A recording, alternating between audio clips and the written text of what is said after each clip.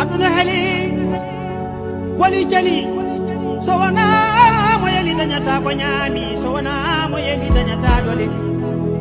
ndare aduna koy futi foyde ha gore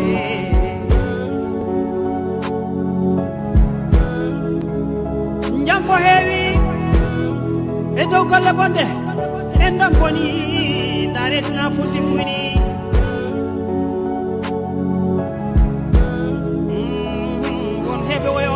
kono won jalobe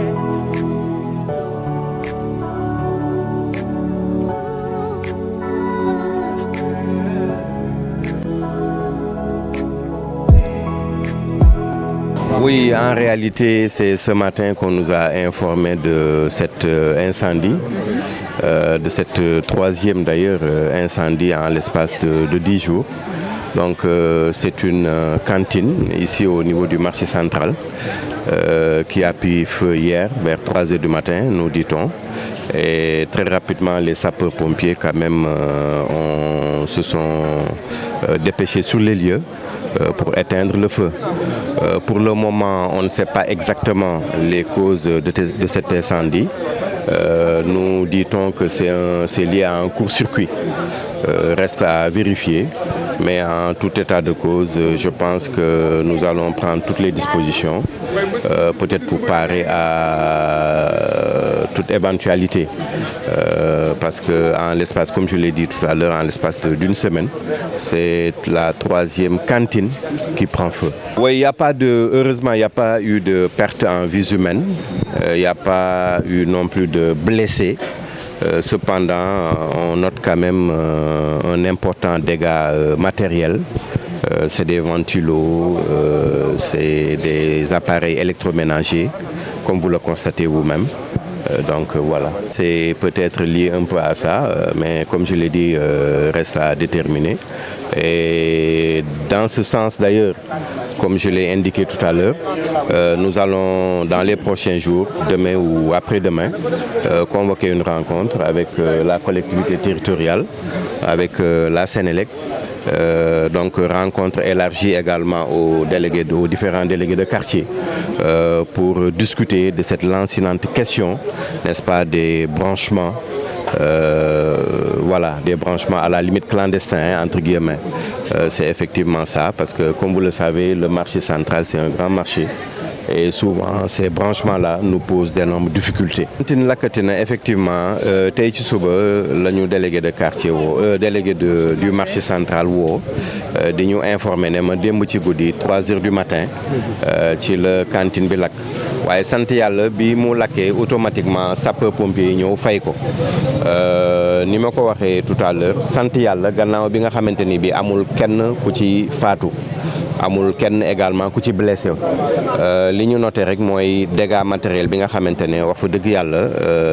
dégâts matériel bu am solo la ndax ni ngeen ko constaté ay ventilateur la ak li ñu naan ay appareils électroménagers yu lakk loolu xëy na peut-être bon di massawu encore une fois de plus ki nga xamante ne mooy borom cantine bi di ñaan yàlla mu yem fi ni nga ko waxee noonu la bii mooy énième incendie maanaam 3e wala 4e sax ci espace u semaine wala ñaari semaine loolu nag ñun am jàngat buñ ci def muy peut-être branchement yi nga xamante ne bii ñi ngi koy def ci marché bi te jaarut yoon et loolu nag jël nañ ci ay matukaay tout à l'heure discuté naa ci ak adjoint au maire représenté ici par monsieur le maire représenté par Yoro Ndiaye waxtaan naa ci également avec le directeur des services techniques mais également ak délégué de quartier pour que fii ak fan yu néew ñu dajee waxtaan ak waa Sénélec également xool ni ñuy trouver solution à ce niveau. waaw waa Sénélec effectivement lakk bee leen indi pour ñu mën a isoler li nga xamante ne isolé nañ ko depuis démb waaye ñu assurer continuité bi entre yeneen cantines yi waaye fii moom déjà isolé nañ ko ba noppi. Vraiment comme ni ngeen ko waxee wala ni ngeen ko constaté bi ñu ko yëgee ce matin délégué ñu yëg ko avertir préfet métti na ci ñun comme ni mu méttee ci ñëpp ñu fekk fi tamit waaju gëm yàlla borom magasin bi certain comment soirée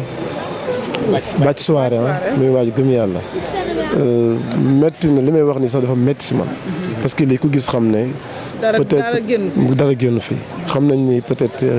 c'est vrai que amul benn perte humaine mais métti na ñoo ngi ànd ak madame le maire Awa Sylla qui est adjointe au maire moom tamit au nord délégué 6 foog naa xam ngeen ko waa Senelec aussi bi ñu leen waxee vraiment tardé wuñu à venir le secours sapeurs yi aussi ñun fi leen fekk pratiquement donc ñoom ñëpp ñoo ngi leen sant leen gërëm di sant aussi waa marché bi yëpp ñëpp ko bokk métti lu di la sant aussi parce que j'en suis sûr que woowuñu la pour nga ñëw mais da nga tombé rek bàyyi li nga doon def yëpp daal di ñëw Seck aussi vraiment taxawaayam noonu la mel mais lii ñuy wax biñ ko jotee sànq jot monsieur le maire ce matin def ko métti lu ginnaaw bu ñu gëmee ne ndogalu yàlla la yàlla nag bu waree dogal kenn mën ko empêcher mais dañuy lancer waat appel population yi lancer waat appel vraiment ñi nekk ci marché bi yëpp pour que ñu jàppalante ci suñu biir maire yi góorgóorlu ci mu war a def Senelec góorgóorlu ci taxawaayam mais aussi commerçant yi tamit moytu bu baax les branchements clandestins. parce que moo waral lii. parce que tamit bu ñu waxantee dëgg rek vraiment sensibilisation yi yàqu ça fait des années nga koy dégg yéen def ngeen seen devoir en tant que journaliste les services techniques dañ koy def Senelec dañuy alerter chaque jour ñun aussi dinañ ñëw parfois sax xaw réeroo ak ñoom ci gisin parce que dañuy jàpp dañ leen di xañ seen droit fekk dañ leen di jàppale pour lu mel ni bañ a am. tey fii sant yàlla sapeur accédé na le plus rapidement possible mais am na foo xam ci biir marché bu doon foofu la sapeur du sax mën a dem foofu donc yooyu yëpp vraiment il faut ñu jàppalante ñun ñëpp pour dëkk bi baax il faut ñu taxawandoo kenn ku nekk gëm ni luy yàqu du commencé ci man mais du ma fekk luy yàqu te defaruma ko léegi nag bu ñu amul yëg-yëg boobu en tant que ay bons citoyens en tant que ay patriotes li fekk ñun ñëpp amuñu yëg-yëg boobu jéem ko véhiculer fexe ko pérenniser kenn ku nekk jot ci vraiment lu ñuy jooy tamit c'est souvent dañ koy jooyaat c'est regrettable même pas 2 semaines mais 4e incendie même pas 2 semaines te lépp dañu naan courant la ñu naan coupe-circuit la ñu naan nii ñu naan la te en général tamit problème bu amee kenn ku ci nekk doon nangu ni man la kon ñun ñëpp la rek. bon au niveau de la mairie comme ni nga ko xamee préfet wax na ko sànq dañuy woote réunion incha allah des semaines prochaines avec Senelec pour xool nan la ñuy toog a teg benn programme boo xam ne vraiment branchement clandestin yi moom. jàpp nañ ni pour solutionner mbir mi premier pas bi mooy jéem koo dindi bi ci des nag sensibiliser waat rek la ñu mënaat population yi mais suñ ci taxawul it na ma yàlla baal li amal mooy am. waaw muy lakk te gënaluñu nag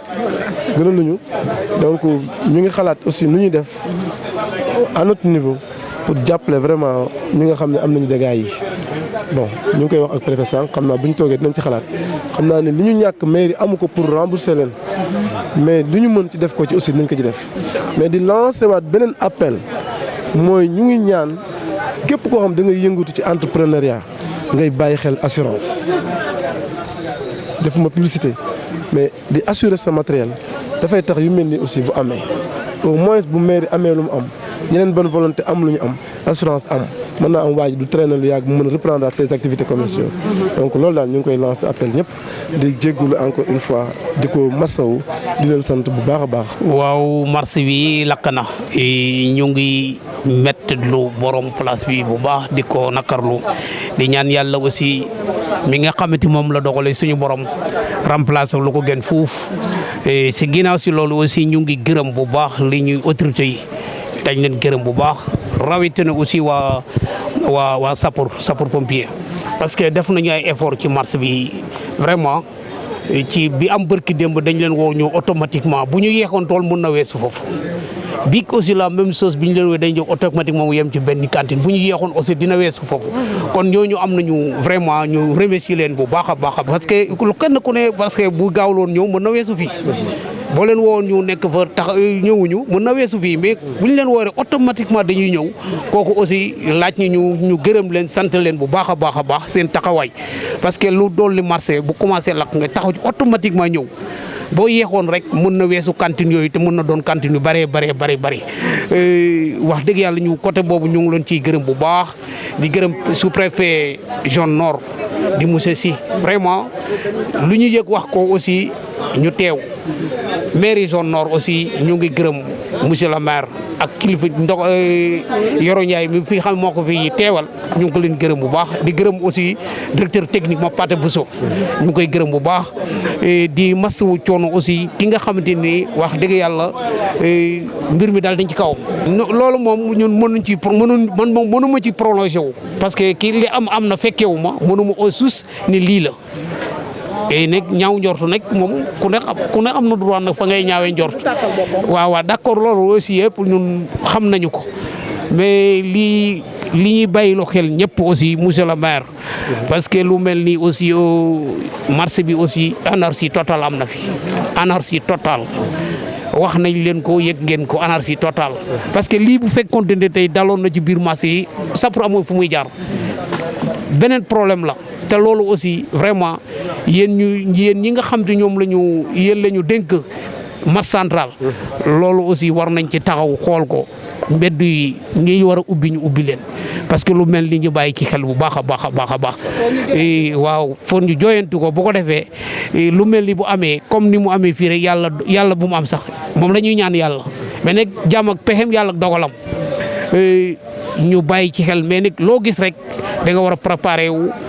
bàyyi ci xel bu baax a baax te loolu aussi lu jar a bàyyi xel la lu weesu loolu marché bi parce que pendant presque le 8 ak léegi yaakaar naa bi mooy 3 fois samedi le 8 bi fi njëkkoon am SDSL ci kaw Sénélec ñëw automatiquement boobu bougé foofu barki Dembo Ndiaye bi mu ñëwee benn cantine ba la yem bii mooy 3e fois bi tey kon xam nañu ne aussi ñoom ñi nga xamante ni ñoom lañu sëkk ak autorité bi sëkk am na benn programme na Sénégal lancé na ko ci biir sécurité courant bi programme boobu aussi ñu ngi ñaan ñëpp jàpp ci bu ko defee programme boobu mën a dérouler lépp loo xam ne su courant war nañu ko sécuriser ñu sécuriser ko ñu ngi gërëm ñëpp nag di gërëm di masawu population marché central yëpp di gërëm yéen journalistes yi lu ñëw ngeen taxaw tas xibaar yi pour ñëpp xam ko ñu ngi leen ciy gërëm bu baax a baax asalaamaaleykum wa rahmatullah